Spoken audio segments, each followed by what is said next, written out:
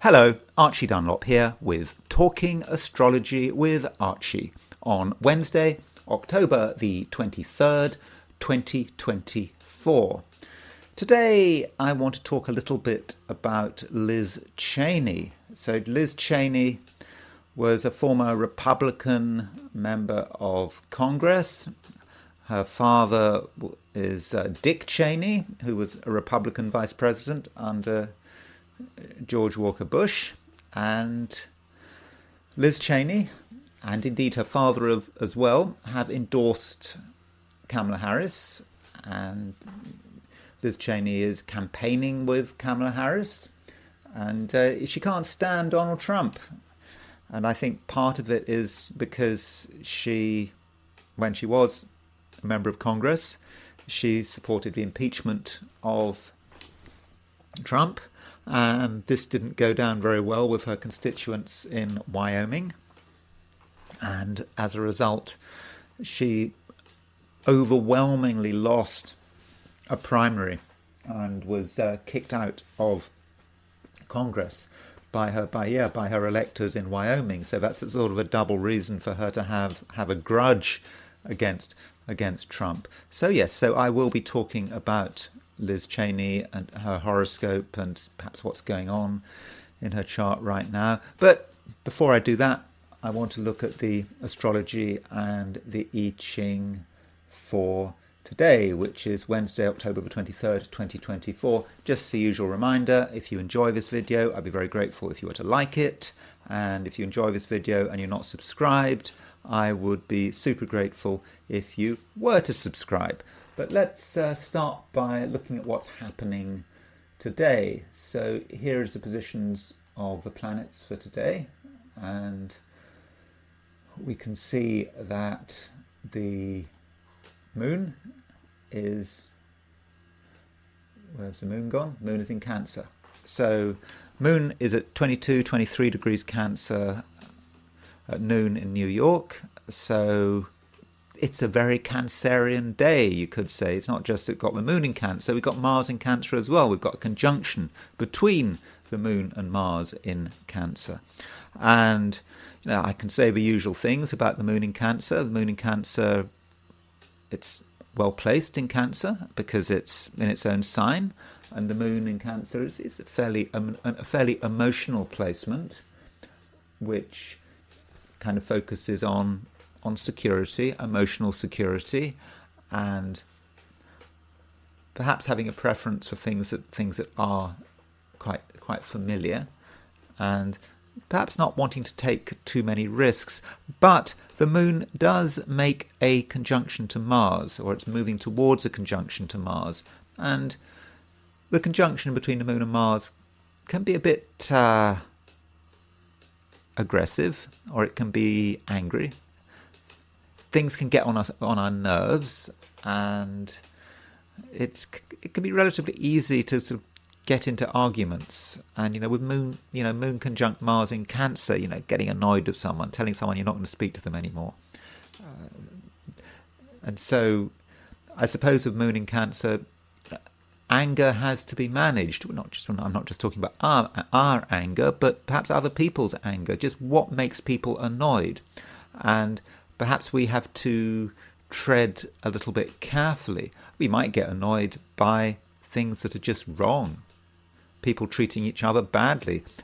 The moon is making a square to Chiron, and in fact Mars is kind of making a square to Chiron. That Mars square Chiron was quite some time ago, but the moon making the square to Chiron, making a conjunction to Mars, may sort of bring it all back into focus. So there are things that we might be upset about that we feel needs to, we feel it needs to be expressed, particularly if someone is being treated badly.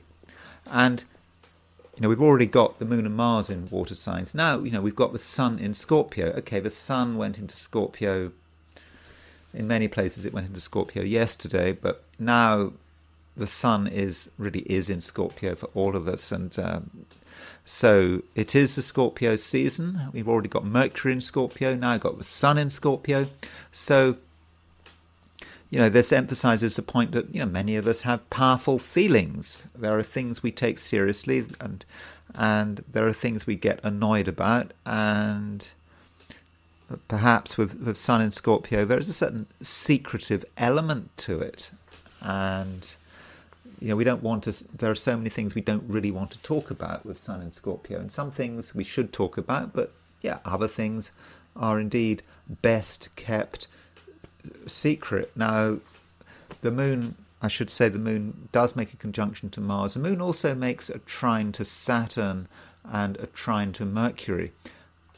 It's a little bit distant, perhaps more about the beginning of the day, depending on where you are. But there is, I think, a grand trine feel about the day. We've got a lot of planets in water. We've got Saturn and Neptune, indeed. We've certainly got Saturn in Pisces. We've got Sun and Mercury in Scorpio. And we've got the Moon and Mars in Cancer. So, that emphasizes the point that, there are a lot of emotions flying around. And one emotion can lead to another emotion, can lead to another emotion. And that's perhaps how the grand trine in water works. Now, that is what you're seeing there is a picture of the planets for noon in New York. So if we want to get a different perspective, we can look at the positions of the planets for today for noon in Sydney, Australia. Remember, Sydney, Australia, I'm using Sydney, Australia just as a representative of Australasia and East Asia. Just it's in a very different time zone from New York. And so the moon at the beginning of the day is, at 14 Cancer. Look how the moon is, in other words, the moon is trine Saturn, trine Mercury. And so that grand trine in water that I talked about is going to be especially strong if you are in Australia or New Zealand or in East Asia. The things that really are going to be flowing on an emotional level, for better or for worse. People can get annoyed very quickly. At the same time, people can be very compassionate. There are two sides to all that water. Now, turning to the heliocentric picture, I do think it's important to look at things from a heliocentric viewpoint.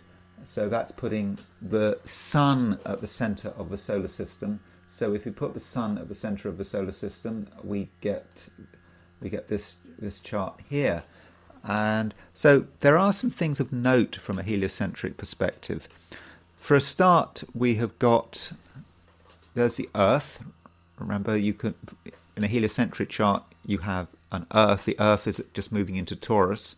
The Earth is always opposition the Sun by definition. So in a heliocentric, if we've got the Sun just moving into Scorpio in a geocentric chart, then in a heliocentric chart, we're just going to have the Earth moving into Taurus. So from a heliocentric perspective, the Earth is making a square to Venus, and it's making a square to Pluto. And so that Earth moving to a square of Venus and Pluto, it can be fairly intense. And we can feel that things are kind of brewing. We feel something has to give sooner or later, I think, with the Earth starting to make that square to Pluto. And Venus is making a conjunction to Pluto. So Venus conjunct Pluto, I suppose Venus conjunct Pluto could say something about relationships, and it, I suppose, supports what we already know about the Sun in Scorpio. It's quite an intense configuration, Venus conjunct Pluto. We do have, I suppose, strong feelings, and other people can make those feelings even stronger. And Venus conjunct Pluto can be quite jealous. We are holding on to things, perhaps holding on to people as well. And at the same time as this, we've got Mercury making a square to Saturn. And that Mercury square Saturn could be tough. It may be, we've got things to say, there are things we would like to say, but are we able to say them? It may be that something is just preventing us from communicating with Mercury square Pluto, but we're still annoyed. because Mercury is making an opposition to Mars. So we've got a T-square. The last couple of days we've had this T-square. Mercury opposition Mars with Saturn on the T. So from a heliocentric point of view, I would have said it's quite an active day, and there are a lot of things happening. We may not directly see them in our everyday life, but we just can feel that things are brewing, that things are perhaps reaching boiling point, and we may not be quite sure what to do about it. But I suppose it is a heliocentric chart rather than a geocentric chart.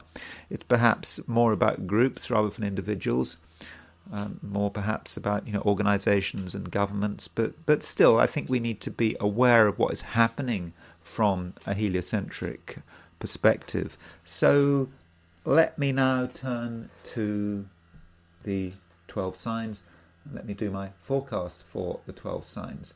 So these are my forecasts for the 12 signs for today, which is Wednesday, October the 23rd, 2024. By the way, I need a new computer. My computer is making a lot of noise. You've probably been aware of it. I can't control the fan. The fan just seems to go on randomly and doesn't stop. But don't worry, over the next week or two, I'm going to be dealing with the problem if it's bothering you. I suppose it can't bother you too much if you're still watching this video. But anyway, I want to talk about the fan. So anyway, these are my forecasts for the 12 signs for today, which is Wednesday, October the 23rd, 2024. Aries. Aries, the sun has now moved into Scorpio. The sun is very much into Scorpio. And it's also happening at a time when the moon is in Cancer. So we've got the sun and the moon both in water signs. And I think that means that perhaps you're going to be more emotional than usual. Your feelings are going to be strong, and you may be, in some respects, quite a difficult person to deal with. I mean, I think there are things that are making you annoyed, and sometimes you might just feel you have no alternative, that you have to express your anger.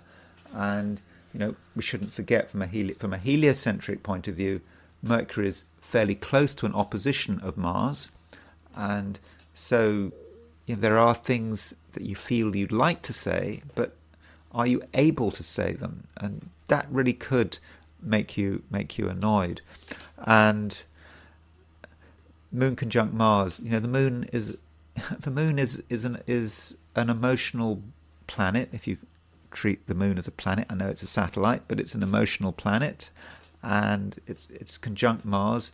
So there are things that you are holding on to that you're very sort of defensive about at the moment. And if anyone crosses the boundary, you may get annoyed very quickly, and you may find it difficult to keep your feelings to yourself. So in a way, it could be a difficult day, especially if you try to be too much of an extrovert. If you try to express yourself, if you try to meet lots of different people, if you try to be here, there and everywhere, then that's really going to aggravate you. And probably the best strategy, Aries, at the moment is just to be cautious and don't feel that you have to push yourself. Don't feel that you have to do anything. It is probably unnecessary. Or even if it is necessary, perhaps it can be postponed. Maybe you can wait until the moon moves out of Cancer and moves into Leo. I think you're going to find things a little bit easier. But with that Moon-Mars conjunction, I think a lot of your energy could go into your home and into things that are really important to you, and your family could take up a lot of your time. Now, that in itself could be a problem, because Aries is a sign that does have a lot of energy, and so you put all that energy into your home or your family or whatever, and it just might get too concentrated. And even if you try to avoid trouble, you could still get yourself into trouble perhaps because you spend too much time with particular people, and it all builds up and it boils over. So I think, Aries, this today, just tread carefully and try to, if anything has any remote chance of annoying you, then I would perhaps suggest that you stay away from it. Taurus, I think that you have quite a lot to say for yourself, lots of things to talk about, and that's nice. And in terms of what you're saying, I think that you're able to put a lot of energy and a lot of effort into it. And there is a possibility, Taurus, that you just take things a little bit too far. If you put too much energy into things, particularly in terms of what you're saying, maybe you just take yourself too seriously. Maybe you could take your own words too seriously. And there may be, Taurus, a little bit of sensitivity if you feel that you're not being taken seriously, or if anyone disagrees with you or comes up with counter arguments, then you might really get annoyed. And Taurus, if you're driving today, I think you have to be very calm. I think with the Moon-Mars conjunction in Cancer, short distance traveling could be really annoying, and it may take longer than expected to get to your destination, or just the whole process of driving on the roads. It's just not necessarily going to be too much fun. So if you're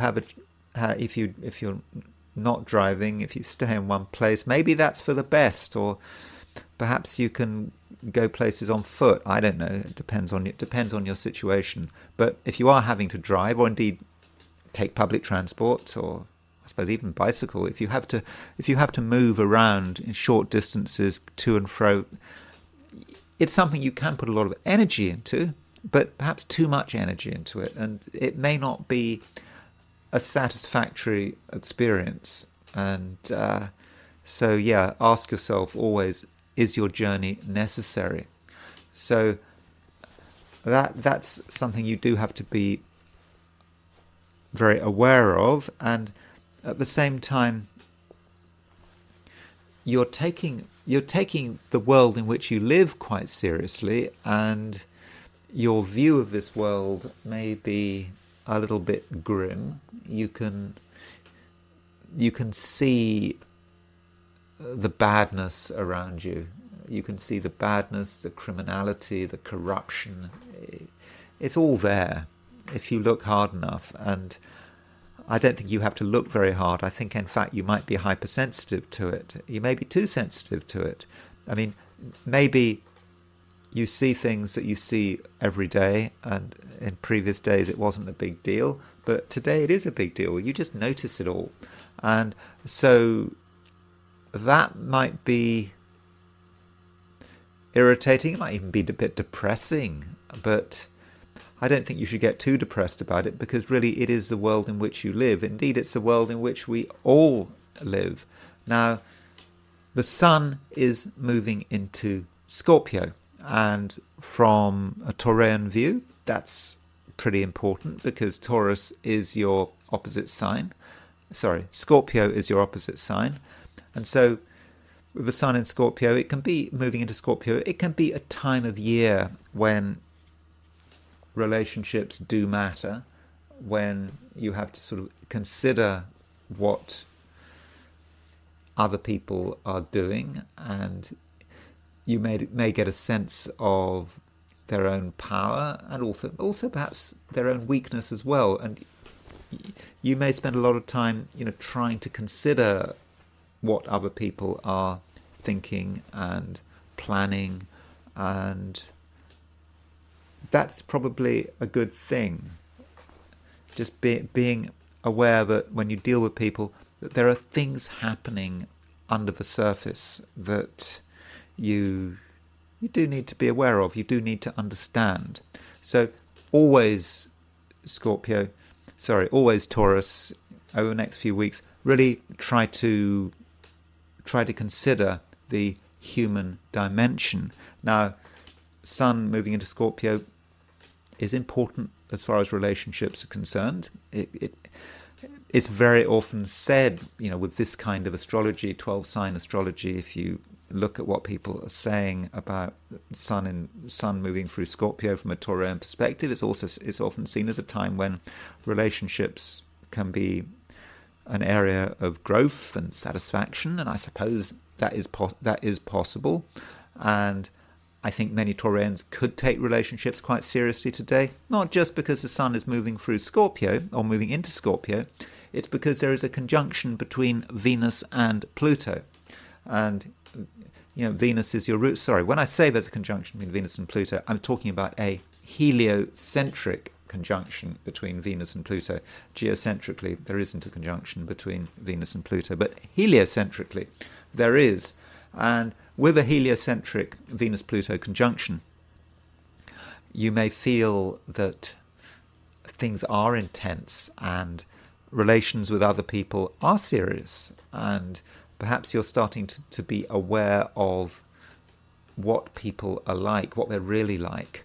And at the same time, Taurus, many Taurians do have a jealous streak. I suppose we all have a jealous streak, and to an extent, I'm a Taurian, and I have, in the sense that I have a Taurus rising. But Taurians can have a jealous streak, and with Venus-Pluto conjunction, there may be times when you do feel a little bit jealous of someone, or it may be that you feel possessive, and I wouldn't worry about it. I mean, possessiveness, being jealous, this is what it's like to be human. But it's just you don't want to take it too far. And I think a little bit of self-awareness of your own capacity for resentment with that Venus conjunct Pluto might actually be a good thing. And so perhaps if you work with this Venus-Pluto heliocentric Venus-Pluto conjunction, you can perhaps understand yourself better and become a sort of an even more integrated human being. Gemini,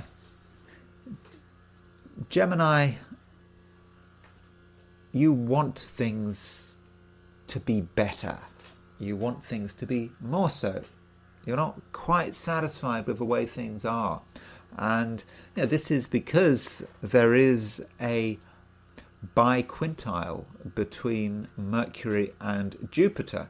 So Mercury and Jupiter, Mercury is your ruler, and it's biquintile Jupiter, which is, Jupiter is the planet of excess, I suppose, and it's also the planet that wants more, and it's a very sort of optimistic principle. And so with Mercury biquintile Jupiter, it's about you perhaps planning, thinking, being ambitious, thinking that you can get the most of everything.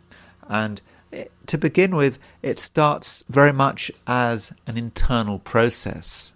Your mind is thinking things through, you're sort of starting to think about what is possible, and you start to think maybe some amazing things are possible. But to begin with, it all works on the level of, well, almost fantasy. But again, there's nothing wrong with having a fantasy, provided it doesn't get out of hand.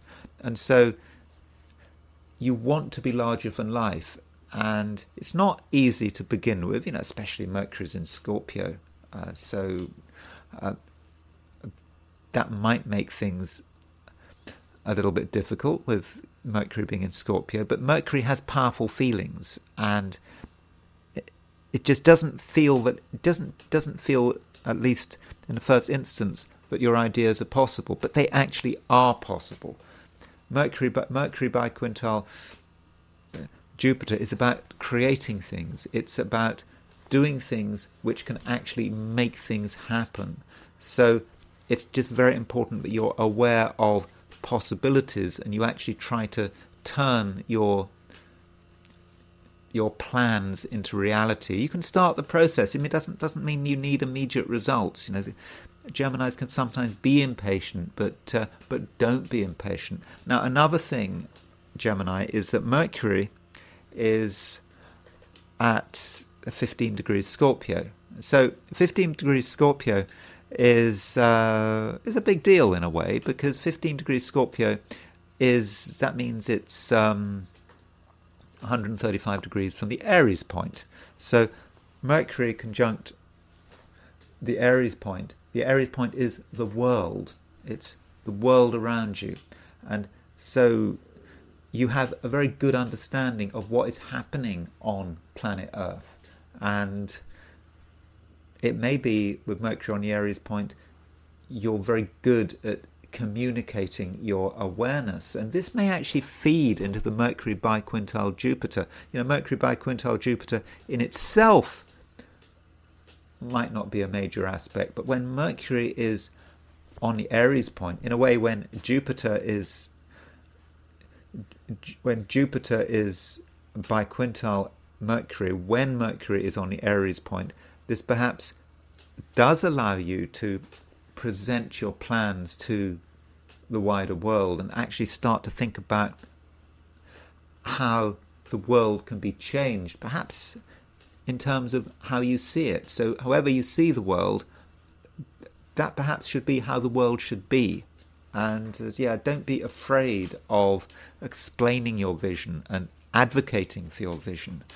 I think you might in the end be surprised by the results.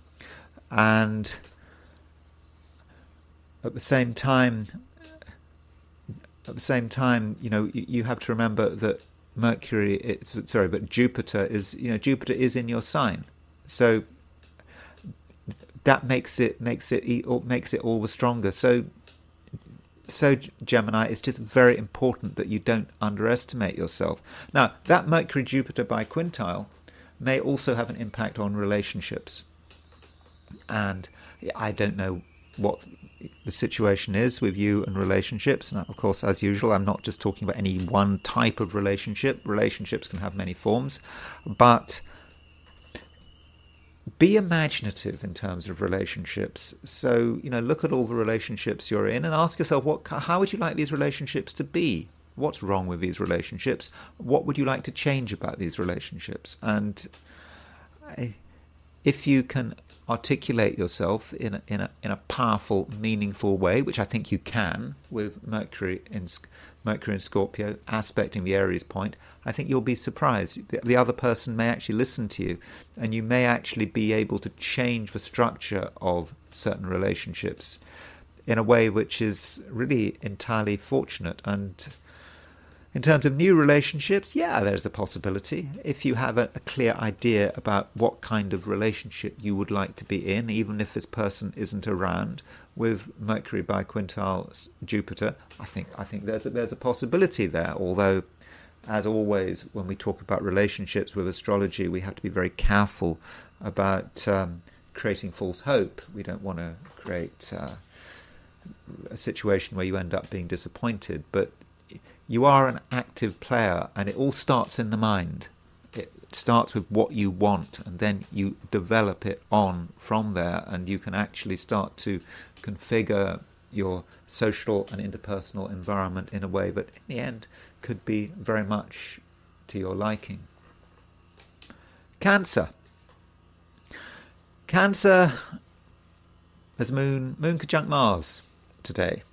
And Moon conjunct Mars is an aspect that Cancerians need to, very much take on board. It's a situation where you've got Moon and Mars in your sign. So, there are two ways of looking at it. You could say that Moon conjunct Mars in your sign is something that is really pretty good. It certainly puts you in a strong position. You're not someone who's just going to compromise, and you're quite able to stand up for yourself, and I think you'll be quick to stand up for yourself, because Cancer it's a sensitive sign. You pick up on things very quickly. You pick up on the potential of things very quickly. So you can start to see how things are moving, and you see the first signs, and then you realize that, yeah, something has to be done. If you just stay in one place, you don't respond, then things are going to start getting difficult and you'll lose control. But you're not going to lose control with that Moon-Mars conjunction. And I think that you will be very, very quick to defend and protect yourself. And if you like, your alarm system with that Moon conjunct Mars is very sensitive. It's not going to take much to trip it. So the question then is, how far do you need to go? And there's some danger with Moon conjunct Mars, but you escalate quickly, you get angry quickly, and you get more angry than you have to be. You don't want to show outrage just for the sake of it. It can be very powerful when another person shows outrage, but it can be a little bit off-putting. I certainly remember as a child when I would do things which were absolutely horrible, and whenever an adult showed absolute outrage, it would often have no impact on me. I mean, it would almost feel that I did the right thing anyway, even if what I did was horrible. Outrage seemed to just make things worse. It just seemed to encourage me further. So I know I've always found outrage to be a rather difficult emotion, but I'm not a Cancerian, I'm a Gemini. At least I have my sun in Gemini. So the question is, to what extent is outrage a useful emotion? Sometimes it is a useful emotion. Some people are sensitive to outrage, but it can be counterproductive. So in terms of your anger, there are many ways of expressing your anger, many ways of expressing your irritation, and just don't escalate further than you have to. And do remember, Cancer, as I've already said, you're in a good position. You are strong. You don't have to try too hard to protect your own interests. You have to you have to use as much strength as is necessary, but just don't take it too far, because I don't think that it's necessary. But still, Moon is conjunct Mars. Moon is actually also making a sextile to Uranus, and I suppose you could say Moon sextile Uranus does give you the capacity to get people to be surprised, to do things that people just weren't expecting.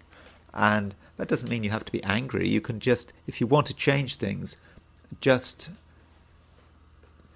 do what feels right and do something that is slightly unusual. And that might be enough to just shock everyone out of their stupor. And overall, Cancer, you're the adult, I suppose. You're the one that has control of the emotional of the emotional environment. And so, if anyone is the adult, it's you. And I think that your situation is further improved by the fact that the sun is moving into Scorpio. I mean, I sort of mentioned that the sun was moving into Scorpio yesterday, but continuing on that theme, the sun really is in Scorpio. And okay, it happens every year, happens roughly at the same time every year, but still, it's nice when the sun moves into Scorpio for you, because it gives you a sense of purpose, and also a sense of creative purpose. You feel that there are things that you can do, things that you would like to do, and also there are things that you can be rewarded for it. I mean, don't forget the reward.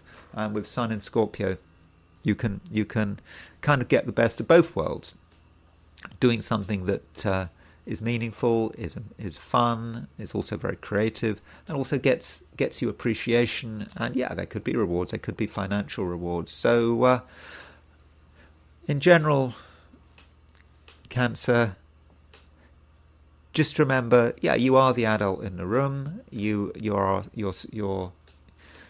strongly placed. There are things I think that might annoy you, but you just don't have to get too annoyed. You can get your way without having to make a scene, I think, in most cases. Leo. So Leo, the sun is your ruler, and it's moving into Scorpio. And from a Leo viewpoint, Sun in Scorpio is a little bit introspective. It likes to focus on its own space. You don't feel necessarily that you want to do anything, or indeed that you want to go anywhere. And so with Sun in Scorpio, consider perhaps your own home. It's just maybe a time of year where you feel that you just want to stay in one place and not really feel that you have to do things other people's way. You don't have to do things other people's way. Particularly, we've got the Sun in Scorpio. We've also got the Moon in Cancer, and with the Moon in Cancer, it's a sign which is likes to, I suppose, enjoy its own company from a Leo viewpoint. And you're not into revealing things right now. There are things you just do not want to reveal, and there may be pressure to reveal, but you just don't feel that it's the right time. And I think that would be an appropriate way of using the planetary energies. Now, there is a conjunction between the Moon and Mars today, and with that Moon-Mars conjunction, in your own private way, there could be something that you are annoyed about, and you may be keeping your annoyance to yourself, but part of you feels that you would like to tell people how annoyed you are. You'd like to give them a piece of your mind, but I'm not sure if you'd be able to do it correctly. So how do you give people a piece of your mind? Well, I think you can do it, provided you're very down to earth about it. And it's not about showing yourself off to be an emotional person. You need to, you are, of course, an emotional person. We are all emotional people. But if there's something that's annoying you, before talking about it, your first job would be to break it down into facts, the key points, the bullet points, if you like, and relate those bullet points not to yourself, even though there's a high level of subjectivity to it, but rather than relate things to yourself, relate things to society, or perhaps relate things to what is normal behavior, indeed what is legal behavior perhaps. And so you can take a raw emotional annoyance and you can transform it into a set of bullet points which is grounded in a general consensus about what is reasonable behavior that may have a legal edge to it as well. And you just present these bullet points in a way that is rational, and people, I think, will listen, and they won't realize how annoyed you are, how angry you are. And so that might be the best way of getting things done and of asserting yourself. It certainly requires a little bit of self-discipline. We are dealing with an emotional environment. There is today kind of a grand trine in water signs. Water is a very emotional element with we've got planets in all the three water signs: Pisces, Scorpio, and Cancer. So there is a high emotional temperature here, and you are part of it. But you don't want to give the impression that you're part of it. And if you can just be reasonable and logical, then I think that is the best way of getting your way. But don't feel that you have to push yourself too far. Fundamentally, it's a day with the Sun in Scorpio, the Moon in Cancer, when you need to be in a position which is fairly low profile. You're not in a very extroverted mood at the moment, but still there may be times over the day when you just feel that you have to explain things, when you have to explain to people what is right and what is wrong. Virgo, Sun is moving into Scorpio. Sun is very much in Scorpio actually now. It was sort of moving in yesterday, but now it's there, regardless of your time zone. And so with the Sun in Scorpio, I think that you feel that there is something that perhaps needs to be said, needs to be expressed. Now, the Sun moving into Scorpio makes a 15-degree aspect to Mercury. In other words, the Sun and Mercury are 15 degrees apart. And so you might be saying, well, so what? Well, it's kind of, in the jargon, you might say that's like a semi-sextile. A sextile is 60 degrees, a semi-sextile is 30 degrees, and so a semi-sextile is 15 degrees.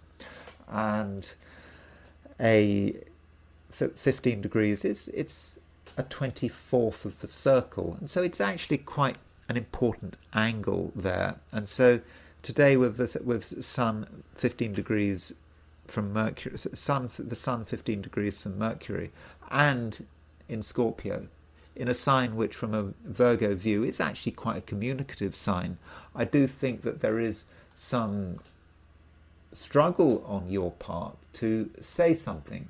You know that something has to be said, and you know that perhaps that you haven't got all the time in the world in which to say it, and so it's important that you actually work out how best to communicate your message. And the Sun and Mercury are in water signs in Scorpio, and so the emotional side of things is going to be very important. You have to feel. You have to sort of feel your way through and make some effort to understand what other people are experiencing on an emotional level. And I think that's something you actually can do. And you're not just going to be focusing on surface appearances. You're able to actually go deeper. Now, it just may be, Virgo, that you have to not rush into things. Maybe your first reaction would be to just look at the way things are on the surface and respond verbally to what you see. But just by pausing for, it may just be 10 seconds, feelings can work quickly. By pausing for a bit, you can just get an idea emotionally about what is happening under the surface. And that means that you can sort of moderate your message and sort of target and fine-tune what you're saying. And in that way, get the result that you are looking for. And in terms of other people in general, I think that at the moment your social skills are reasonably good. The moon is in Cancer. There is a grand trine, kind of. with, planet Moon Mars conjunction in Cancer. We've got Saturn in Pisces. We've got Sun and Mercury in Scorpio. There is a grand trine feel to it. So that does mean that your emotional sensitivity can really help you socially and can help you get on with people. And I don't think you're going to make mistakes. You might sort of make assumptions, but I mean, it's always possible to make assumptions, but you're going to be able to move beyond the assumptions. And Virgo, don't feel at the same time that you really need to be assertive. You don't need to be the one that makes things happen. It might be better in some respects that you let other people take the first initiative, let other people make the decisions to begin with. Then, people having made the decisions, then you can come in with your feedback and perhaps even your criticism. But that first movement probably shouldn't come from you. And if you do attempt to make that first movement, to initiate things, to suggest things, then, I don't know, I think there could be a certain sense of frustration. You feel you have the power, but when you actually start to assert that power, that raw creative power, you just might feel that it's not happening, and you might just feel that it's running into a serious obstacle, and you might then sort of give up on everything. So no, don't be the one to initiate. Be the one to respond, and also, be the one to criticize and to comment. That's fine. But that very first initiative today, I don't think should come from you. Libra. Libra, there's a conjunction between the Moon and Mars today. And I get the feeling that this Moon-Mars conjunction could work in your favour, provided you handle it correctly.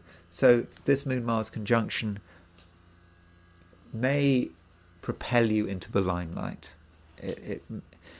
You may feel that the spotlight is on you, or that you want to do something to get everyone's attention. And I think you can, and you are aware of your public role and your public persona. I think that's important, and you're able to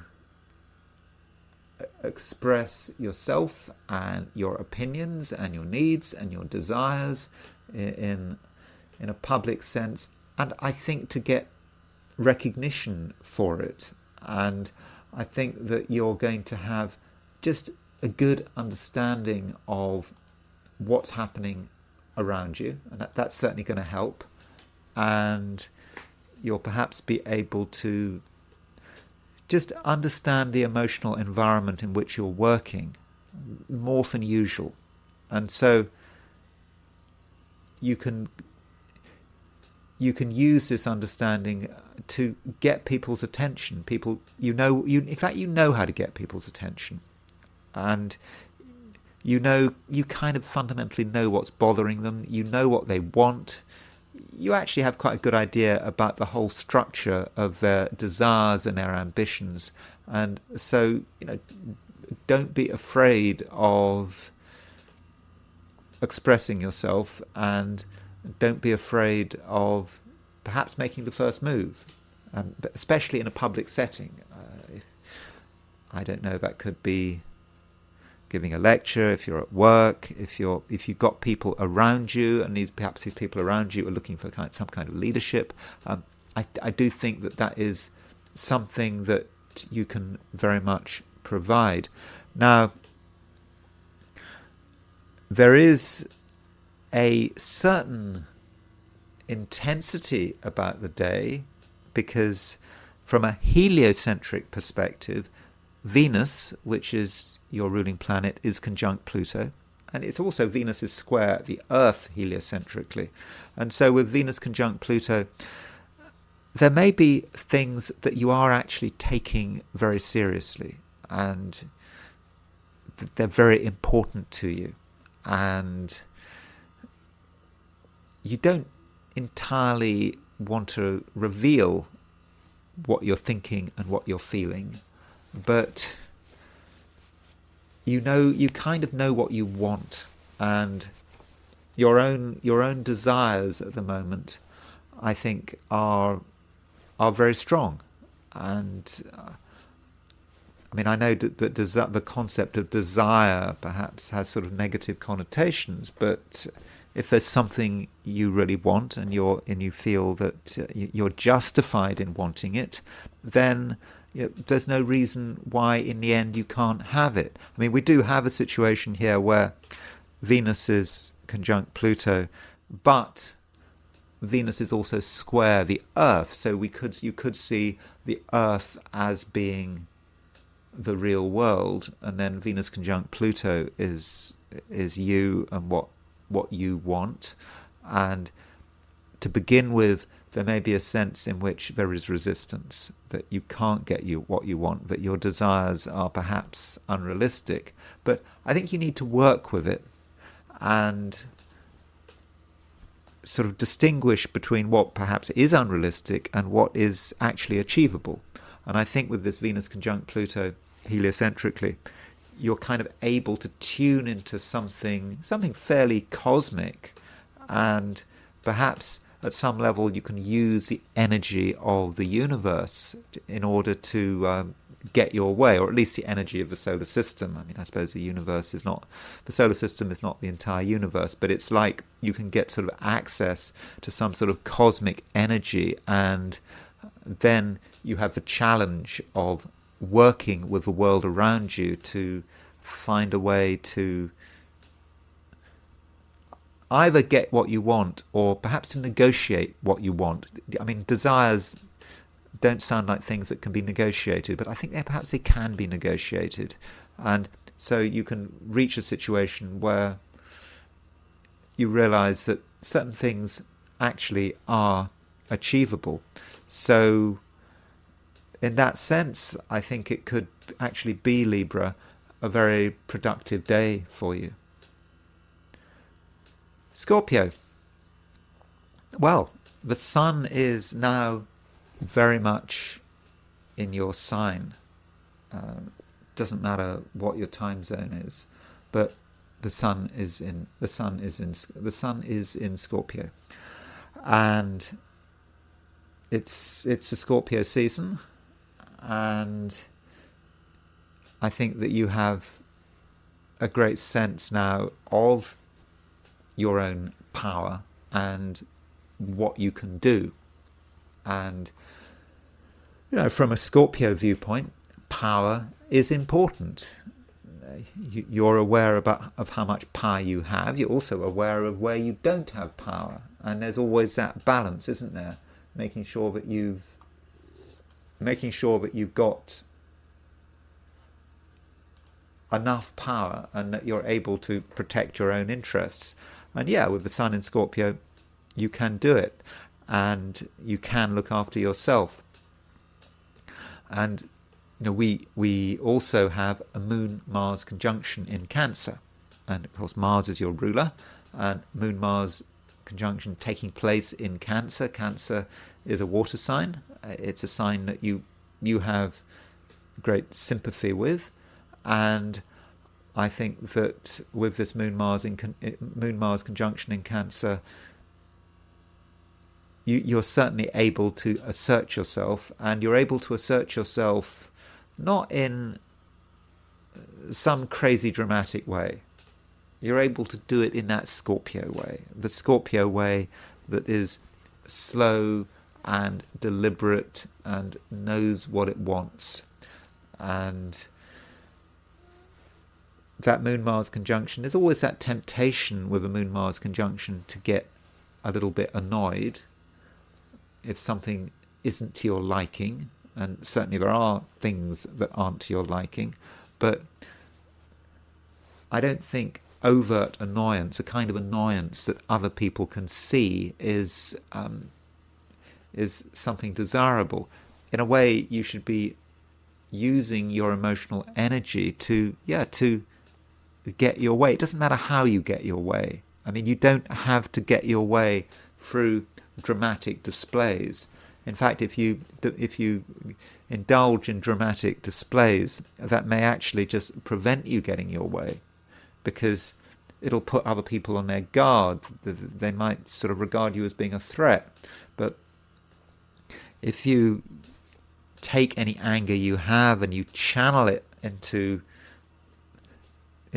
getting results, then I really don't think, Scorpio, that you're going to be disappointed. Also, Scorpio,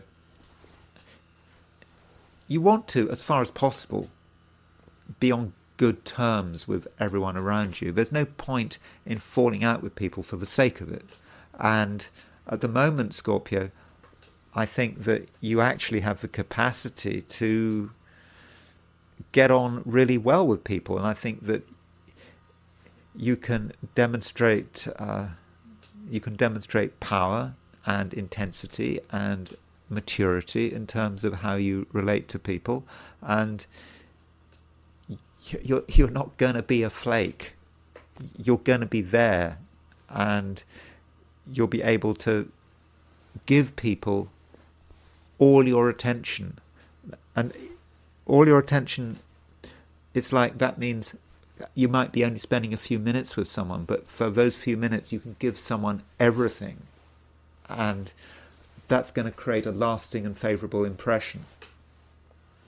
So really make the most of it, and people are going to like you. People are going to gravitate towards you, even if they don't know anything about you.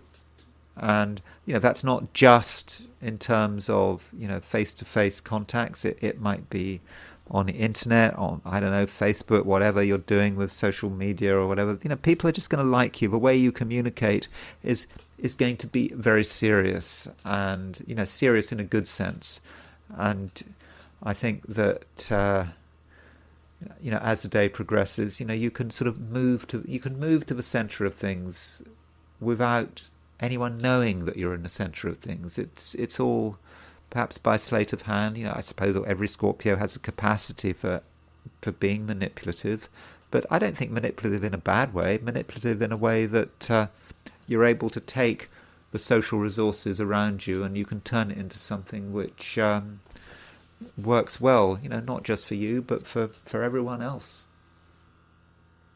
Sagittarius, it's a somewhat problematic time for Sagittarians. I was sort of looking at the comments, and some Sagittarians are feeling they're not feeling 100%, and perhaps one has to ask, what is the wider issue for Sagittarians? Well, before I go on, I should say that Venus is in Sagittarius. I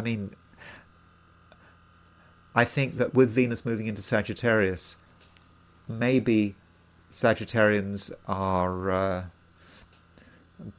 perhaps not counting their blessings. That is possible. It is good that Venus is in Sagittarius.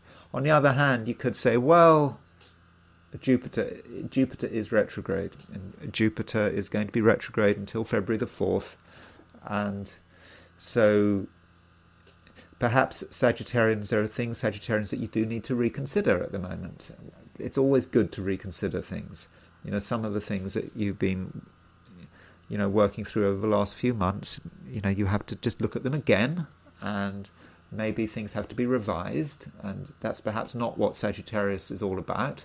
Sagittarius, I suppose, is a sign that likes to, I suppose, just keep going forward, on. But I think at times it is just a good idea to just pause and reflect. But Venus, as I said, Venus is in Sagittarius. Venus is in your sign. Venus is New York time, 7 degrees at New York at noon New York time. Venus is at 7 degrees 4 minutes Sagittarius. So with Venus in this position, I think that your ability to get on with people is good. Your ability to project your Sagittarian personality is good. And I think that it's a time overall when you can be yourself. Yet it's true that right now there's a Moon-Mars conjunction in Cancer, and the Sun is in Scorpio. I suppose with the Sun moving into Scorpio, and of course the Sun will be in Scorpio until, I don't know, November when does the Sun move out of... It's November 22nd. When does the Sun move into Sagittarius? The Sun moves into Sagittarius, London time, at just before 8 in the evening on November the 21st. So, just a month to go. So while the Sun is in Scorpio, it just might be a time when you do need to reflect a bit. I mean, there's no harm in that. And perhaps work out what you're going to do next. And with Jupiter retrograde, moving through Gemini retrograde, it's perhaps a time, when you can start to reconsider things. Now, talking about Jupiter, Jupiter as your ruler. Talking about Jupiter, we shouldn't forget that today there is a biquintile between Mercury and Jupiter, and biquintiles are an aspect that it's a little bit contrived, because we have to make the effort with biquintiles. Biquintiles are, a biquintile is 144 degrees. It's 2/5 of a circle, and we have to make the effort to make the connection. And so Jupiter represents you, and Mercury might represent your ideas. It might also represent the whole way in which you communicate your ideas and communicate yourself. And so with Mercury biquintile Jupiter, you perhaps need to think about how you would like to communicate, how you would like to express who you are, and you have to work it out. And it may not be natural, it may not be spontaneous, and I understand that Sagittarius is a natural, spontaneous sign, but right now, if you want to be effective in terms of what you say, it does need some thought, it does need some planning, and it does need some focus, and you need to think about what kind of focus you want to create. Also, that Mercury biquintile Jupiter may have an impact on relationships, and in terms of relationships, I think it's quite good for relationships, but in terms of how you want to organize your connections with other people and how you want to relate, it's not entirely spontaneous. You need to think about it. You need to sort of think about what kind of relationships you want, how you and another person are going to relate. You need to think about it. You need to plan it. You have to get an idea about what you expect from other people, and particularly people who are close to you. So think about these expectations and think about what you need to do to allow these expectations to actually find fruition. So a bit of planning on your part may not be such a bad thing. Capricorn, there's something a little bit angry about you today, and there are a couple of reasons for this. Firstly, we've got a conjunction between the Moon and Mars, and this Moon-Mars conjunction is in Cancer, your opposite sign, and so it may be that there are certain people who you find annoying. I mean, maybe you don't find them annoying at the beginning of the day, but the way other people behave and the way they respond and the things they say could just be irritating, or at least they may appear irritating to you.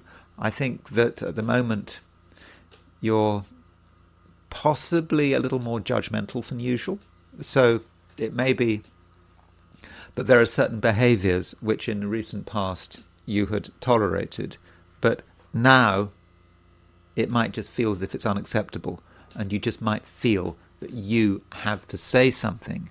And this Moon-Mars conjunction could to an extent work both ways. It may not just be about you being annoyed or even you being angry. It may be about other people being annoyed and angry. So everyone is annoyed and angry. No, I'm not saying everyone is annoyed and angry, but there is an atmosphere of annoyance which you may be aware of, you may pick up on. And it is a time, I think, that where you do want to assert yourself. Now, the reason for this is if you look at the Sun and Mars, the Sun is at 0 degrees Scorpio, Mars is at 25 degrees Cancer, and so Capricorn, the midpoint of the Sun and Mars is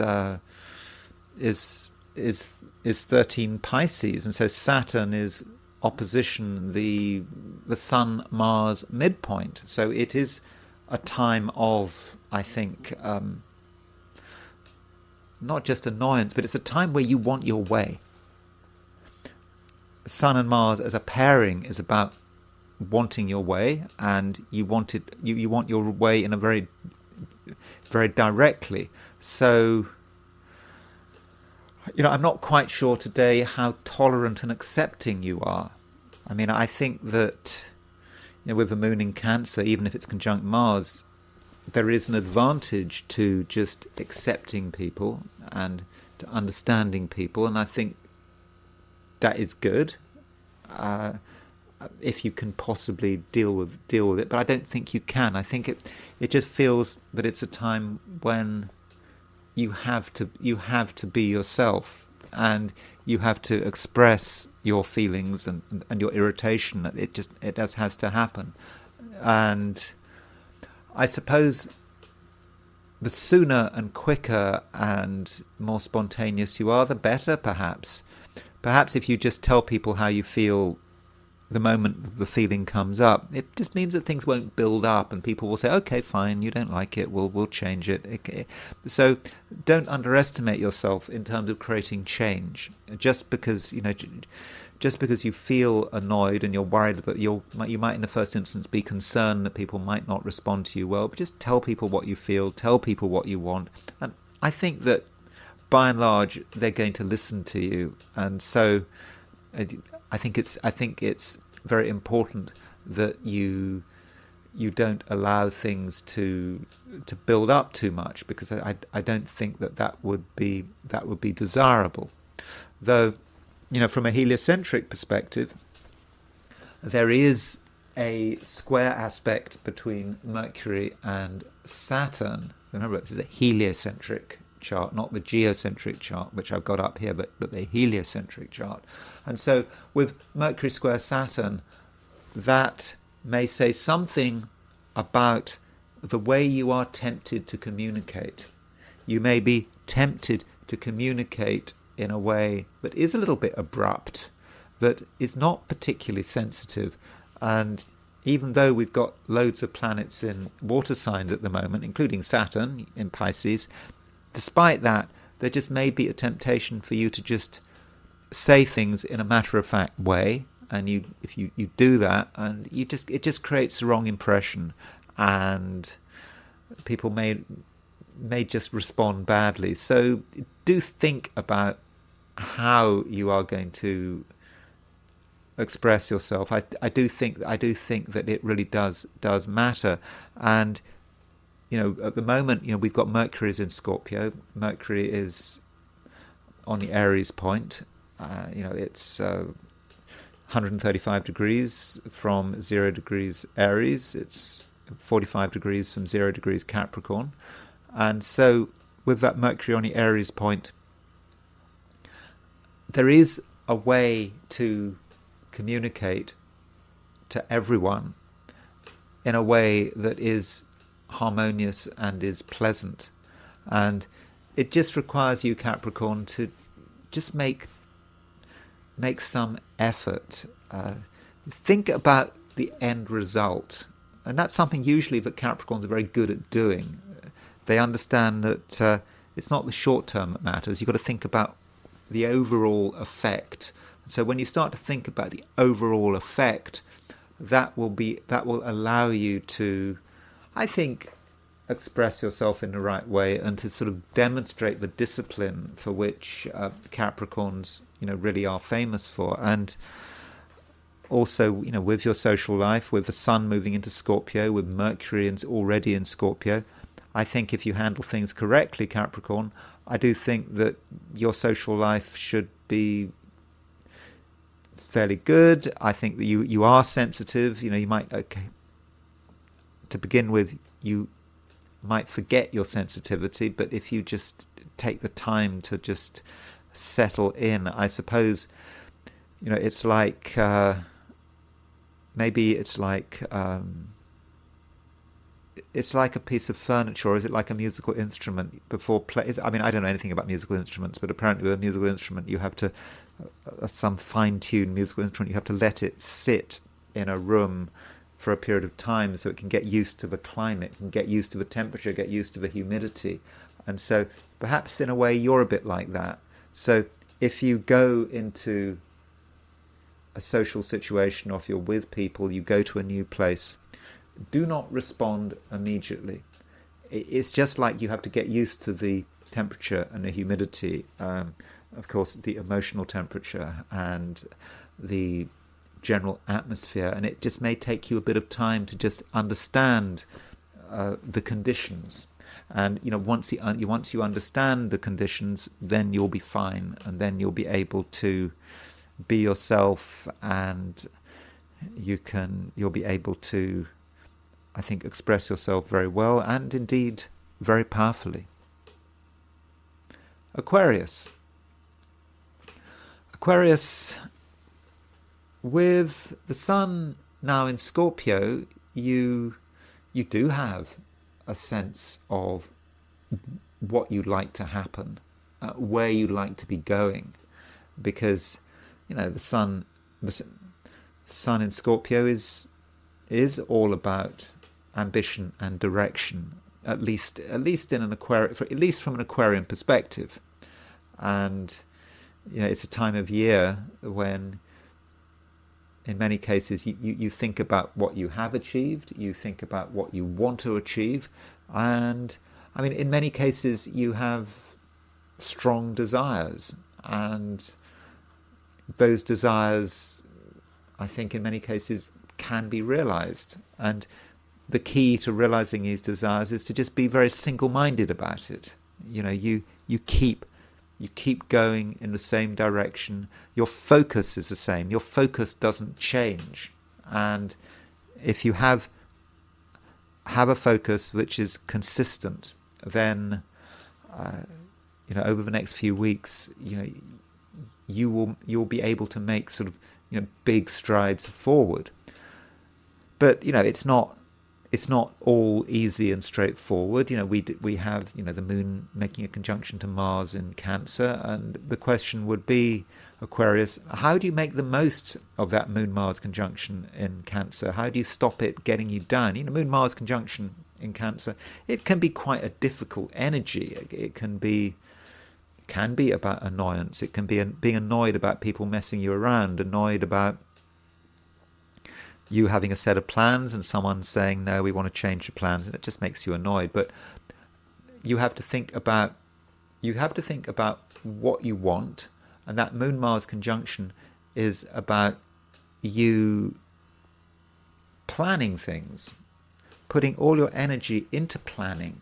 And I think planning and organizing and making sure everything is in the right order is something that I think that you really can benefit from, because it would just make it so much easier for you to get your way. And getting your way, I don't think that should be a problem, because at the moment, Saturn is your ruler. Saturn is opposition the Sun-Mars midpoint. And with opposite the Sun-Mars, as I was telling Capricorn, because obviously with Capricorn also has Saturn as its ruler. So with Saturn on the Sun-Mars midpoint, that makes you yeah, really, really into getting your way. I mean, Sun Mars is as a pair, is a very positive, dynamic, assertive pairing. And so with Saturn on the Sun Mars midpoint, that says something about you. You're certainly aware of what is preventing you getting your way. That's true. But at the same time, you know what you want, and you're able to, I think, tell people what you want. And I think that in most cases, they are going to listen. But don't take things too far. I think one problem with the Sun-Mars pairing is that it can be too hasty, and it can actually be associated with fire. And so with Saturn on the Sun-Mars midpoint, I suppose in terms of fire, I suppose you could say, well, make sure there's nothing. There are no fire risks. Don't leave pots on the boil unattended.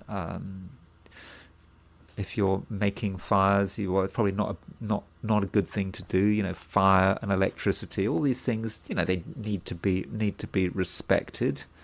And I don't know, there's also often a connection with Aquarius and electricity. So yeah, it's not a good time to mess around with the electrics unless you really know what you're doing. So the Sun-Mars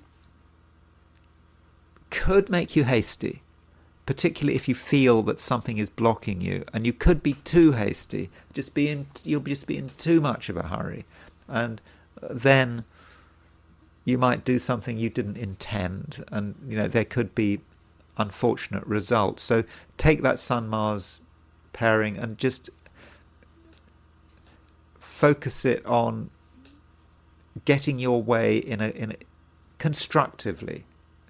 It's not going to be 100% easy to get your way, but you have the motivation, you have the energy, and I think in the end you can be very pleased with the results. Pisces,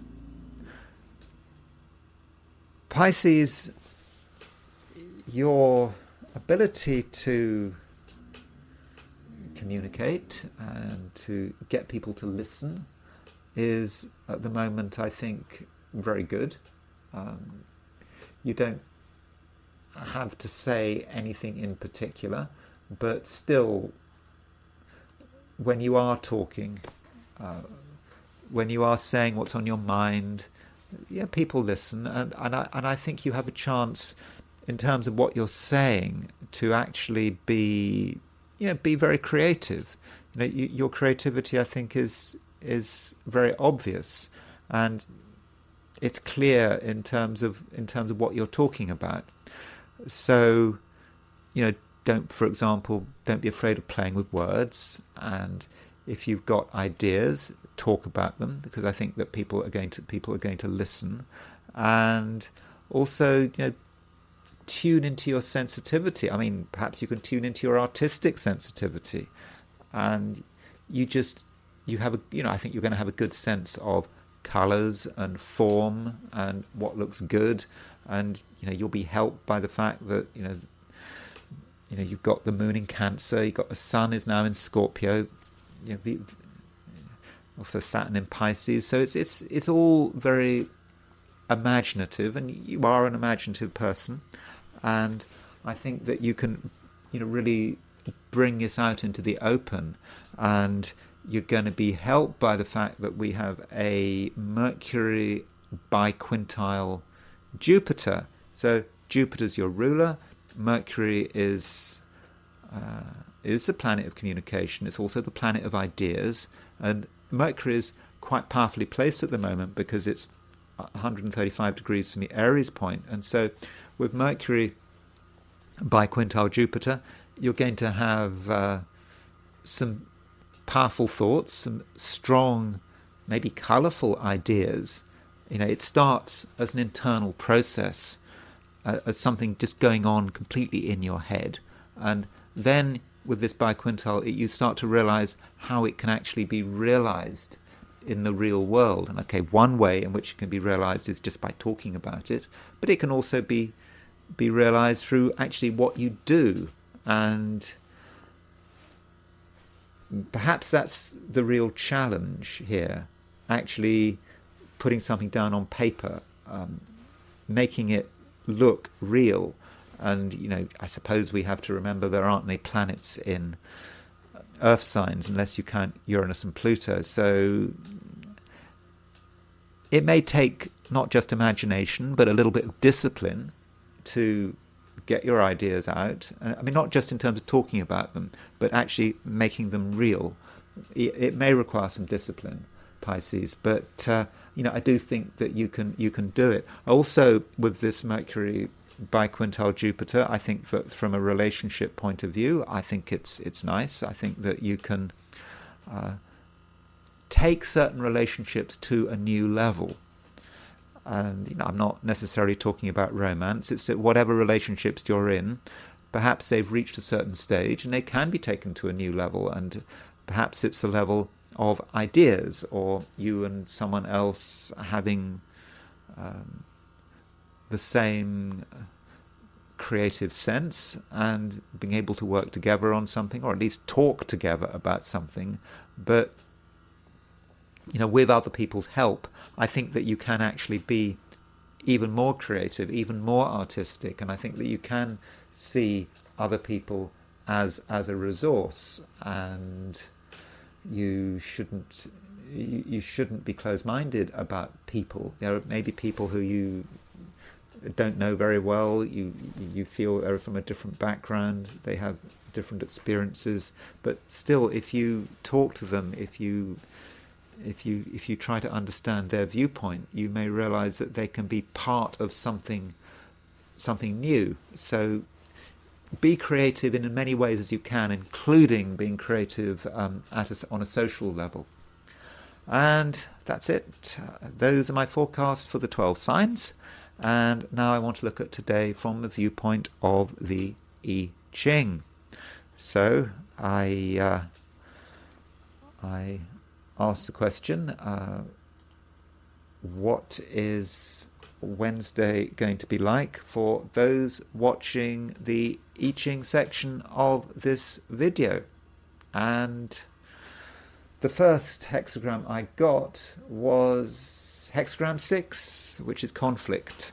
And this hexagram does not move. There are no moving lines. So it's not necessarily that we're going to see a dramatic conflict, but it may just be about a sense of unease, and we're aware that something isn't right and something needs to be addressed. And it may be connected with the fact that we've got a conjunction between the Moon and Mars today. That can be a little bit difficult. Or from a heliocentric viewpoint, there's a Mercury-Mars conjunction. There's Mercury-Mars opposition. In fact, Mars is actually starting to move towards a square to Saturn from a heliocentric view. So there is a sense that something is not right. And I'm not going to say a great deal about this hexagram, particularly because it's locked. But I think the advice here is not to move too quickly. If there is a sense that there is a disagreement, then we have to deal with it. And one way of looking at conflict is to see it as something that we are complaining about. There's something wrong, and we need to tell people about it. We feel we want to tell people about it. And whatever, it may be a person, it may be an organization, we want to call the complaints department. And so I think the advice here is actually we need to deal with it. We can't move on until we've dealt with our complaint. And so ask yourself, what are you complaining about? What is your number one complaint? And what can you do today to resolve that complaint? It may be that you need to talk to someone. It may be that you need to contact some organization that has let you down or ripped you off or owes you money or sold you an inferior product. Whatever it is, it's time to address that. And when we've got a locked hexagram, it's often a good idea to look at what is the nuclear hexagram. What is the hexagram in the middle? And the hexagram in the middle, you take the as usual, you knock off the top and bottom lines, and then you take what you've got left, the 4 lines in the middle. You take the top 3 lines as being the top trigram, and you take the bottom 3 lines as the bottom trigram, and that gives you a separate hexagram. This is the nuclear hexagram, which is the family. And this may suggest that, in terms of our complaints, that some of our complaints are close to home.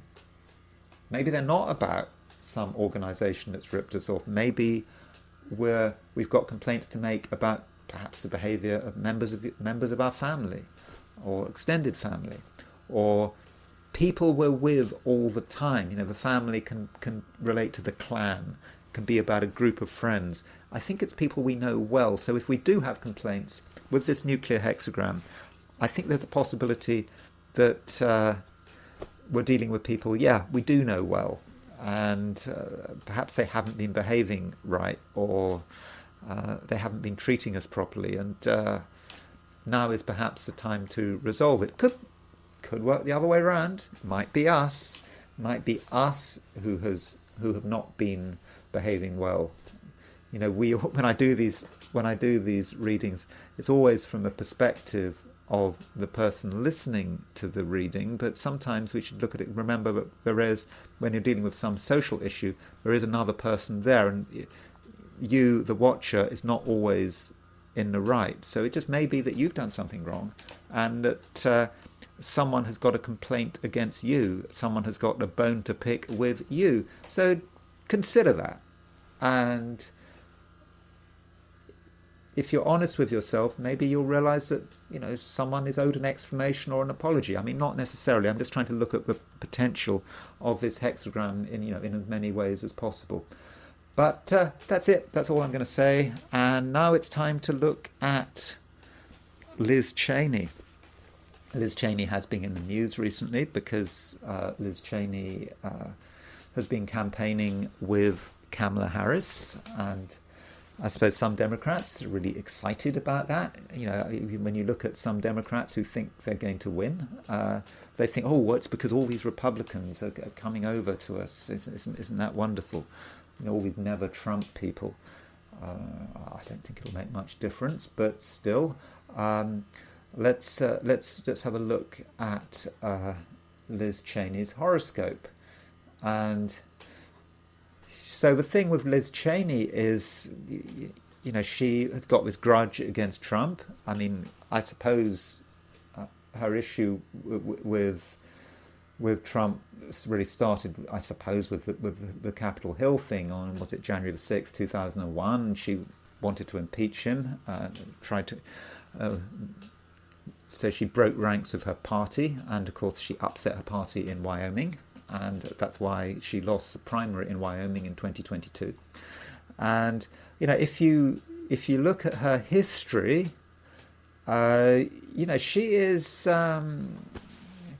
she's a fairly nasty piece of work, to be honest. I mean, in terms of what kind of causes she supported. I mean, when she was in Congress, she wanted to end the protection for grey wolves, for example.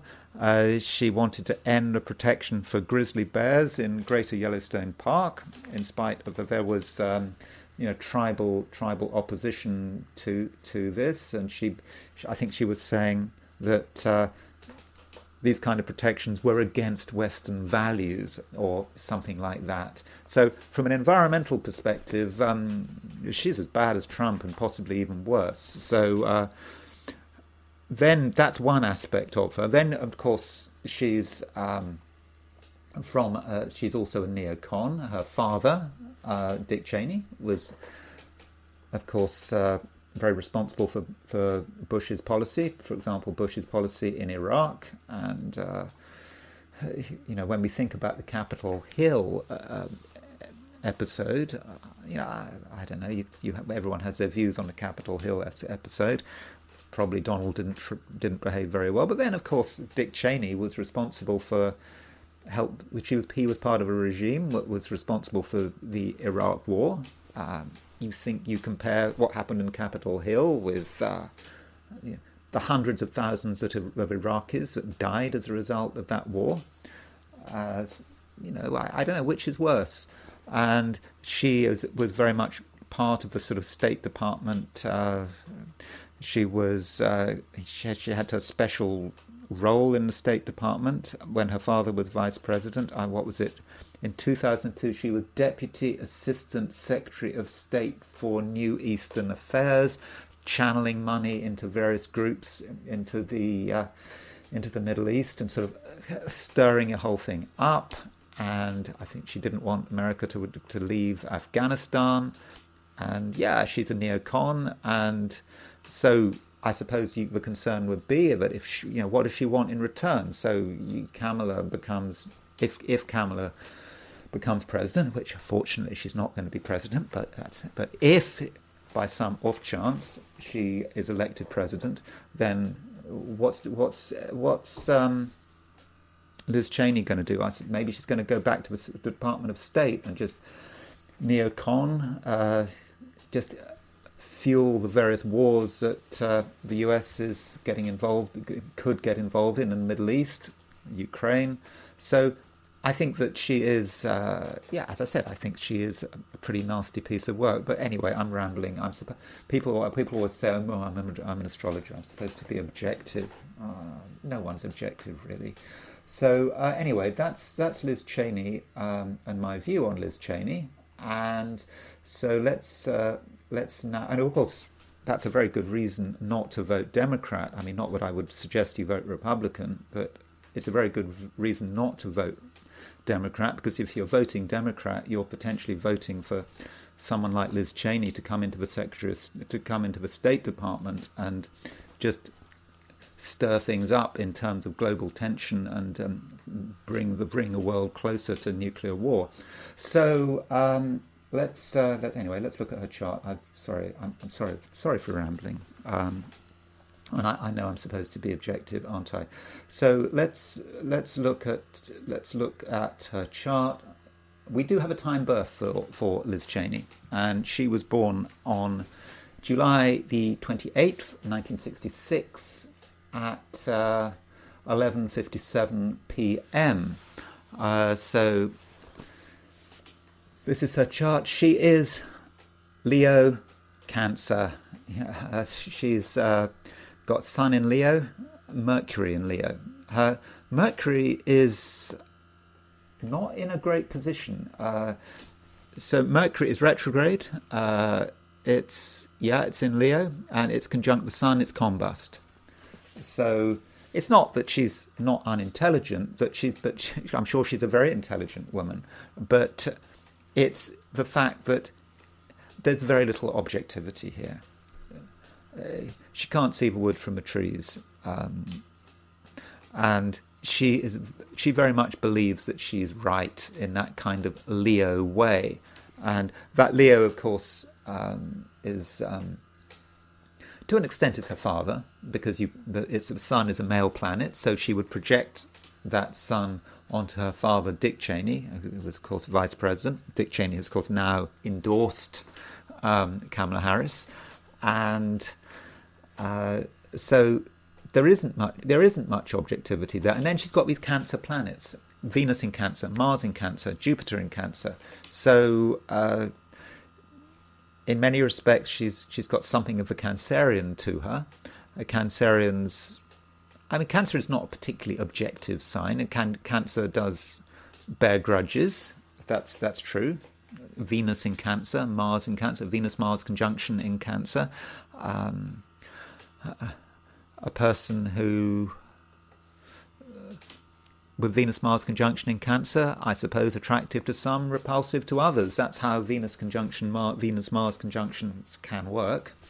And we just get that feel of her subjectivity. And we've got some major elemental gaps in her chart. We have only Uranus and Pluto in Earth signs. So essentially there's no Earth because Uranus and Pluto are transpersonal, and there is no air. So you have someone who has no air in their chart. The air is, is about thinking, and it's about intellectual flexibility. If you've got no air in your chart, that says nothing about your intelligence. It's saying something about the way your brain works. So that someone who has no air in their chart, who has got a combust Mercury in Leo, is incredibly stubborn, is incredibly fixed. So, you look at her you look at her record on the environment, on helping to stoke up America's wars. Do you think anything's going to change? No, it's not going to change. So I don't think if you're a progressive Democrat, you should be particularly fooled by her endorsement of Kamala Harris. I think it's just fueled by the sort of the anger and sense of sort of humiliation that she's felt as a result of this Sun Mercury conjunction in Leo, and this Venus Mars conjunction in Cancer. And the strongest aspect in her chart is, the closest aspect in Liz Cheney's chart is this square between the Moon and Saturn. She's got the Moon at 2925 Sagittarius, and that is square has Saturn at 29 Pisces. So Saturn on Pisces, she's got Saturn on Skeet, and that sort of planet associated with disasters and shipwrecks, and Moon square Saturn. You can see that intense sense of frustration she feels. At Moon in Sagittarius, Donald Trump has Moon in Sagittarius, but she has Moon in Sagittarius in the very last degree of the sign. Some people would say that's not particularly fortunate because it's in the last degree of the sign, but there is a sense of frustration and annoyance, and it's all sort of pouring out perhaps now with her support for Kamala Harris. And as far as the lack of Earth is concerned, there are a number of ways of looking at it. I don't know a great deal about Liz Cheney, aside from what I've just read on Wikipedia, but with Liz Cheney, you can see that from an environmental perspective, she's a nightmare, a complete nightmare. She, as I said, she wants to end the protection for grey. In the recent past, she wanted to end the protection for grey wolves. She wanted to end the protection for grizzly bears, and in fact, in 2020, only 4 years ago, she wanted the Justice Department to investigate, environmental groups like the Sierra Club, because I think she was claiming that they were all in league with the Russians, or it was all part of it was anti-American or whatever. So that's the kind of person she is, and she's got no Earth, and so except Uranus and Pluto. And so no Earth can, in some cases, be someone who doesn't care less about the environment, doesn't care less about the natural environment, and that's who she is. Okay, Donald Trump, same thing, but I suppose, with Donald Trump, you at least get some chance of some reasonable foreign policy, but with Liz Cheney, you get the worst of both worlds. At least that's how it seems to me, and I think to an extent that is reflected in her chart. Now, what about the events in her life? So I suppose the recent life, of course, we had her, we had the Capitol Hill insurrection on whatever it was. I know I'm sure you all got your views about what happened on January the 6th, 2001. But that clearly had an effect on her. She regarded this as absolutely outrageous, more outrageous than the killing of 150,000 or hundreds of thousands of Iraqis when her father was vice president, more outrageous than that. But then I suppose the final insult for her was when she lost her primary. So if the way the American system works, if you don't know, is if you're not from America or you're not following American politics, you have a primary. So she was a member of the House of Representatives, And so she had to, in 2022, she would have had to have faced two elections. So the first election would be to see who got the Republican ticket, the Republican nomination. And the idea is she would get the Republican nomination, and then she would move to the main election where she'd have to face off against a Democrat. So there were two hurdles. So the first hurdle was on August the 16th, 2022, when she'd fallen out with the Wyoming Republican Party, and she had to face other Republican candidates, including a woman called Harriet Hageman. And in that election, when she was up against other Republican candidates, she only got 28.9% of the vote, which is a massive, massive humiliation for an incumbent, totally wiped out. I mean, that shows how popular she was in Wyoming. And as a result, she didn't go through to the general election at the end of the main election in 2022. So, in terms of what was happening to her when this is a chart of a primary. This was August the 16th, 2022. I don't know. I didn't take any particular time for the primary.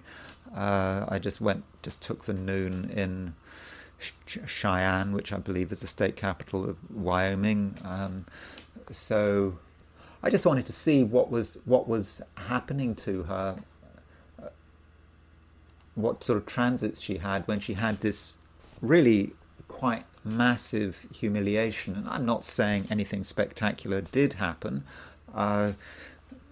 It's kind of interesting that Venus was at 6 Leo, so Venus was conjunct her Sun at 5 Leo. So you would have thought it would be better than that, but Venus conjunct the Sun didn't really sort of work too well for her. So those are her transits. But it was the solar arc directions which, and I'm going to look at her Vedic chart actually quite soon. That also gives us some hints. But if you look at her solar arc directions for that big defeat on August the 16th, so here's her chart in the middle, and these are her solar arc directed planets. So the solar arc directed planet that I'm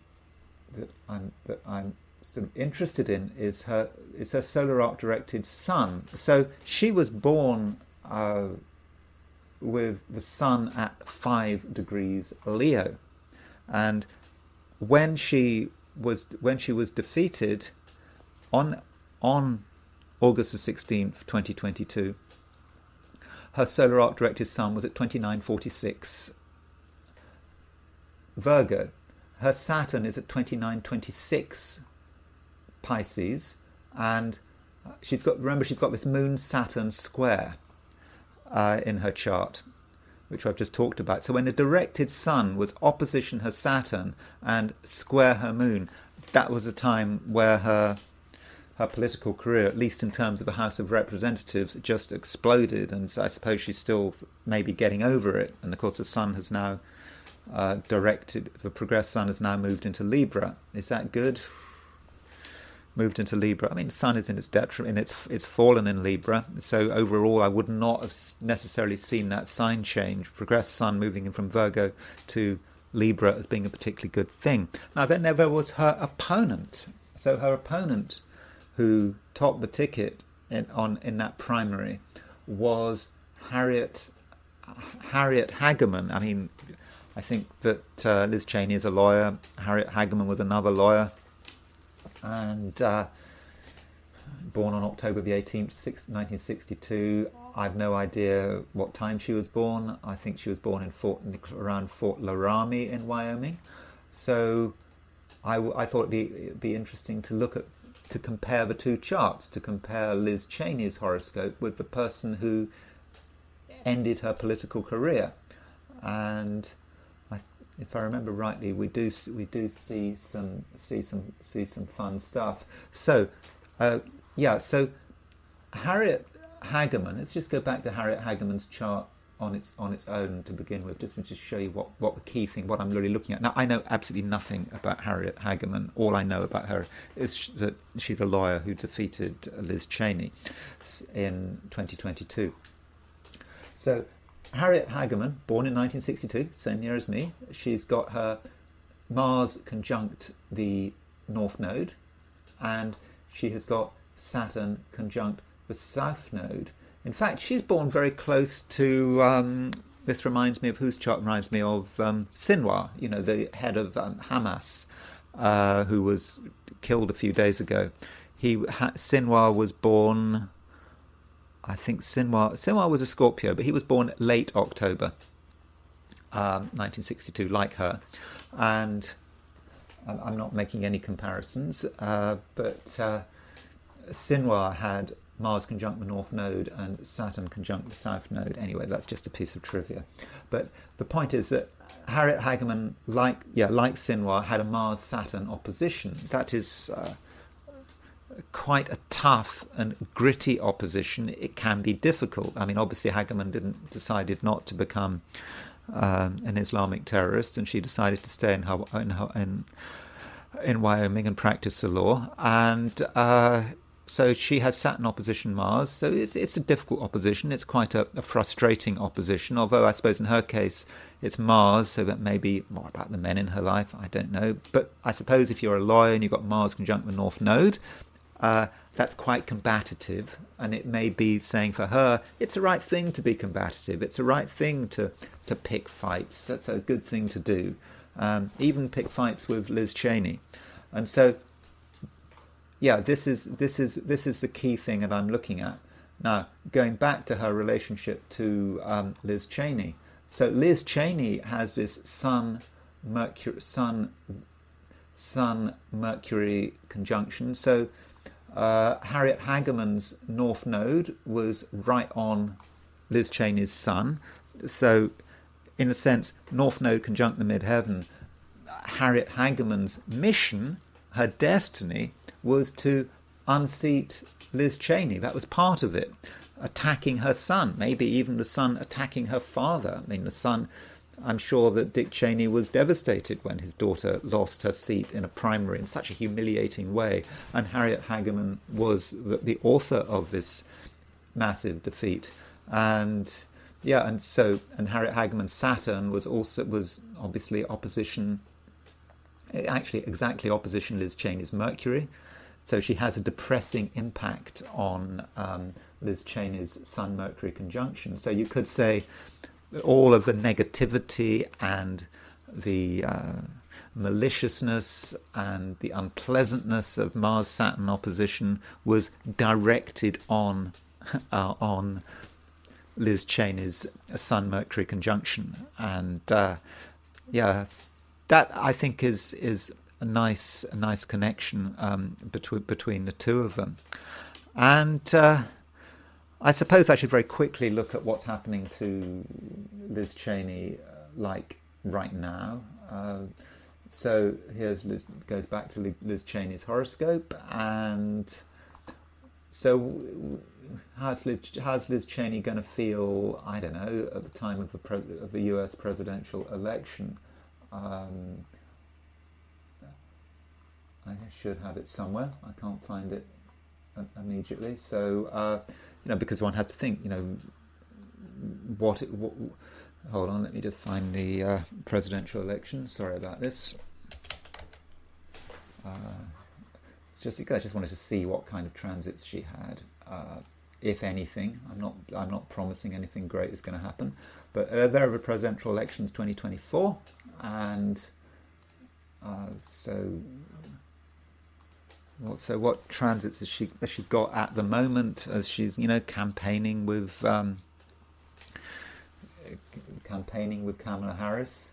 So at the time of the election, Mars does rule. Mars is moving into Leo. So I suppose Mars is starting to move towards her Sun Mercury conjunction. In fact, Liz Cheney has her ascendant at 6 degrees 6 degrees Taurus. So her Sun Mercury conjunction is square her ascendant, and Mars is moving towards it. Mars is moving very slowly towards it. In fact, Mars goes retrograde, I believe, on December the 6th. That's interesting, just before Pearl Harbor, but Pearl Harbor Day is December the 7th.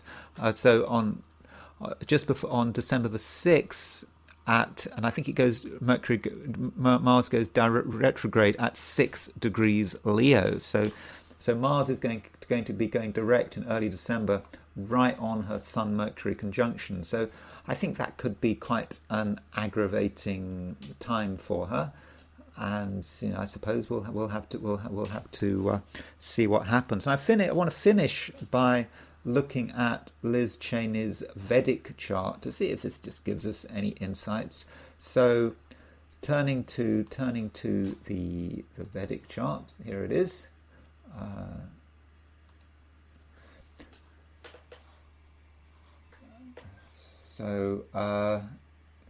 It just gives us an alternative view about who we're dealing with, what we're dealing with. So from a Vedic perspective, she has because she's Taurus rising in the Western system, in the tropical system, but she's got Aries rising in her Vedic chart, and she's got ascendant conjunct Rahu, the North Node. Now that North Node is in Aries, so it's not fortunate like with Kamala Harris has North Node in Gemini in the first house, which is quite fortunate, which might explain how far she's been able to get in her political career. And so there is Rahu, and there's Ketu obviously in the 7th house by definition. And so what I was interested in is her dashas. And so things started to go wrong for her. Well, I suppose you could say things started to go wrong for her with Capitol Hill, but things started to go really wrong for her in May 2021 when she was in her Rahu Mahadasha, Rahu in the 1st house. And this Rahu Mahadasha had started in 2013. I mean, it wasn't necessarily a bad time for her. That's 2013 was when she started her attempts to get into Congress. I think she started, first of all, she wanted to get into the Senate. I don't think that worked out. Then she was able to get into the House of Representatives. So you could say that her Rahu Dasha started off quite well. And by the time of the 2021 Capitol Hill thing, she was in the House of Representatives, looking good. Then things went wrong, and things went wrong in 2021, May the 11th, 2021, when she moved into her Rahu Mahadasha and Mercury Subdasha. So there's her Mercury. And remember how we were talking about her Sun conjunct Mercury from a Western perspective. And the Sun conjunct Mercury from a Western perspective is a problem because the Mercury is damaged by the Sun, and we have the same thing going on in her Vedic chart. And so as soon as her Mercury Subdasha started, things started to go pear-shaped. And what we also need to look at is transiting Saturn. So this Rahu Mercury started in May 2021 and ended in the end of November 2023. And so it was 2022 where she lost the primary in Wyoming. And so when she lost the Wyoming primary, Saturn was at the tropical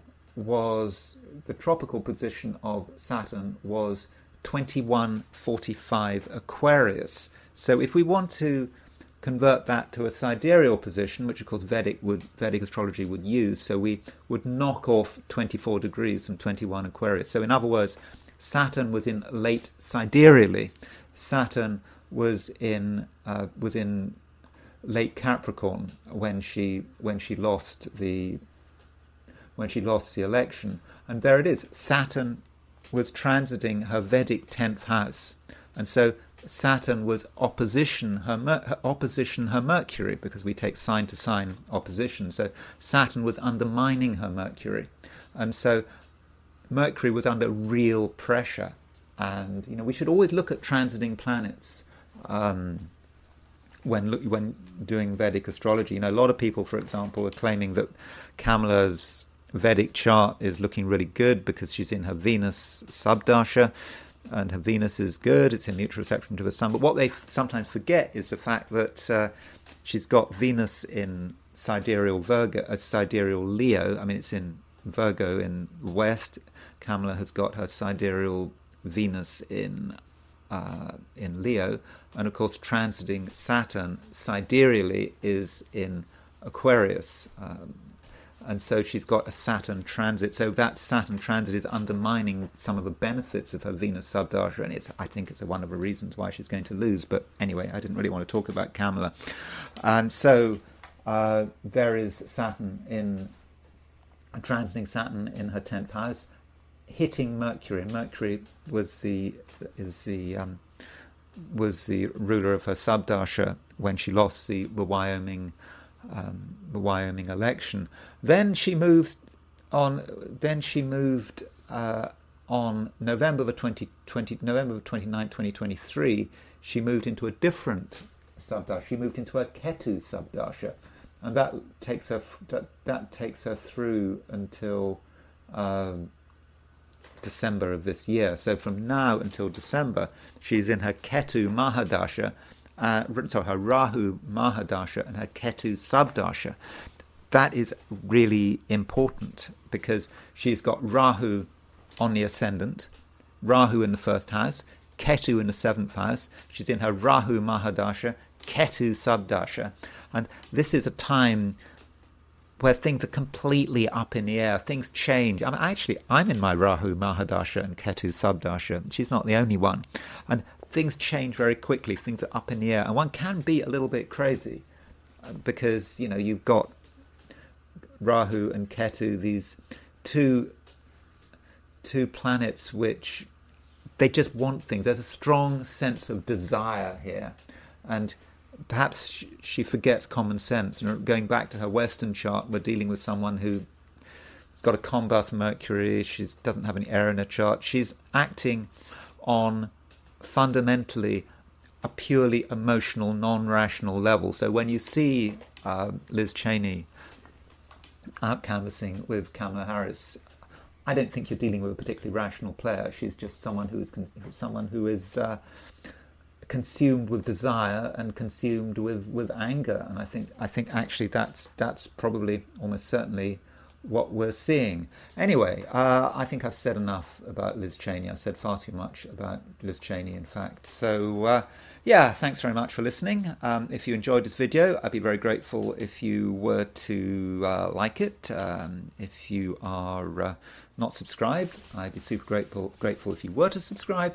And if you want to buy me a coffee, there is a link in the description. So thanks very much for listening, and I will talk to you again tomorrow.